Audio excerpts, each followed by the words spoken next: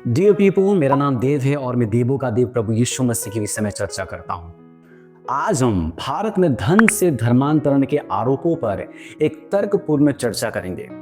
ये आरोप कि भारत में मसीही लोग पैसे या अन्य भौतिक लाभ देकर लोगों का धर्म परिवर्तन करवाते हैं, बार बार लगाए जाते हैं। लेकिन इस आरोप को न तो प्रमाणित किया गया है, न ही इसका कोई मजबूत आधार है। एक जिम्मेदार नागरिक और मसीह विश्वास के फॉलोअर होने के नाते मैं इसका उत्तर तथ्यों और तर्क के साथ देना चाहता हूं। इस आरोप का जवाब मैं ऐसे देना चाहता हूं।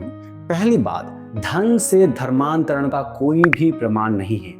यह दावा गंभीर है, लेकिन अब तक भारत के किसी भी अदालत ने यह प्रमाणित नहीं किया है कि मसीही लोग संगठित रूप से पैसे या लालच देके कन्वर्सन करवा रहे हैं। भारत के कई राज्यों में जैसे मध्य प्रदेश, छत्तीसगढ़, उड़ीसा में ऐसे कानून मौजूद है जो बल, धोखा या प्रलोभन से धर्म परिवर्तन को अपराध मानते हैं। फिर भी इन मामलों में बहुत ही कम सजा हुई है और अधिकतर आरोप कानूनी जांच में टिक नहीं पाते। किसी को पैसे लेते या पैसे देते किसी ने आज तक व्यक्तिगत रूप से नहीं देखा है। ये केवल एक अफवाह है। अगर वास्तव में बड़े पैमाने पर पैसे देके कन्वर्जन हो रहा होता तो इस पर पहले ही गंभीर कानूनी कार्रवाई होती और मीडिया में प्रमाण सामने होते, परंतु ऐसा कुछ भी नहीं हुआ है। कोई भी प्रमाण इस आरोप को जस्टिफाई करने के लिए नहीं है कि मसीही लोग पैसे देकर लोगों का धर्म परिवर्तन करवाते हैं। दूसरी बात, सेवा कार्य धर्मांतरण नहीं है। It's a charity not conversion. मसीही समुदाय शिक्षा, स्वास्थ्य और सेवा के क्षेत्र में सदियों से सक्रिय हैं।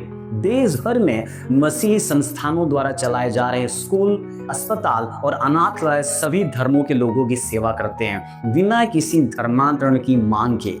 यदि सेवा से ही धर्मांतरण होता तो भारत में मसीही जनसंख्या आज 2.3% से कहीं अधिक होती।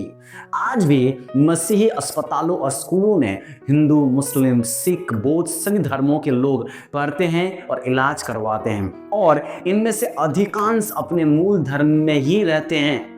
अगर कोई दूसरा धर्म लोगों की सेवा करे तो वो चैरिटी कहलाता है, लेकिन क्रिश्चियन सेवा करे तो उसे धर्मांतरण की माध्यम सोचना जरा सर गलत है। सेवा करना मसीह विश्वास का मूल है, न कि धर्मांतरण का माध्यम। दूसरी बात, धर्म परिवर्तन से लाभ नहीं बल्कि कई बार हानि होती है।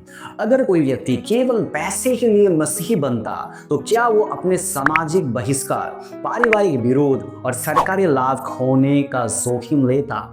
आदिवासी और दलित समुदायों में धर्म परिवर्तन के बाद कई लोग आरक्षण, रिजर्वेशन, कोटा और सरकारी सुविधाएं खोते हैं।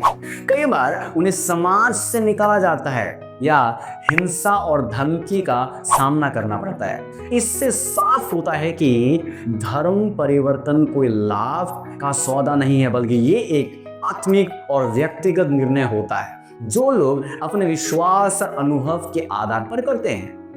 ये बात बेबुनियाद है कि लोग पैसे लेकर अपने रिलीजन कन्वर्ट करते हैं। चौथी बात, भारत का संविधान धार्मिक स्वतंत्रता देता है। भारतीय संविधान के अनुच्छेद 25 के अनुसार हर नागरिक को अपना धर्म मानने, पालन करने और प्रचार करने का अधिकार है। इसका मतलब ये है कि कोई भी व्यक्ति स्व इच्छा से अपने धर्म को बदल सकता है और ये पूरी तरह से वैध है। अगर कोई व्यक्ति मसीह विश्वास को अपनाना चाहता है प्रार्थना, अध्ययन और अनुभव के बाद, तो उससे ऐसा करने का पूरा अधिकार है।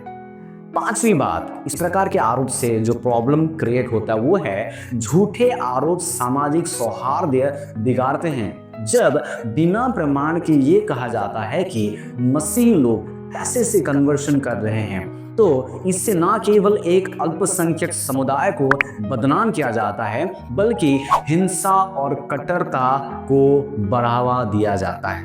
अगर किसी को किसी संस्था या व्यक्ति पर संदेह है तो कानूनी रास्ता खुला है, लेकिन अफवाह, नफरत और झूठ के आधार पर किसी पर आरोप लगाना ना भारत के संविधान के अनुसार है और ना भारतीय संस्कृति के अनुसार। अंत में मैं बस इतना ही बोलना चाहता हूं कि पैसे से धर्मांतरण का आरोप तर्क, प्रमाण और अनुभव तीनों स्तरों पर कमजोर है। मसीही लोग सिर्फ एक संदेश साझा करते हैं, प्रेम, क्षमा और उद्धार का संदेश, जिसे कोई माने या ना माने वो उसका व्यक्तिगत अधिकार है। भारत विविधताओं से भरा हुआ देश है। चलिए हम सब मिलकर सच्चाई, सम्मान और संवाद के साथ आगे बढ़े, झूठ, डर और नफरत के साथ नहीं। जय हिंद, जय मसीह। सी यू सून पीपल।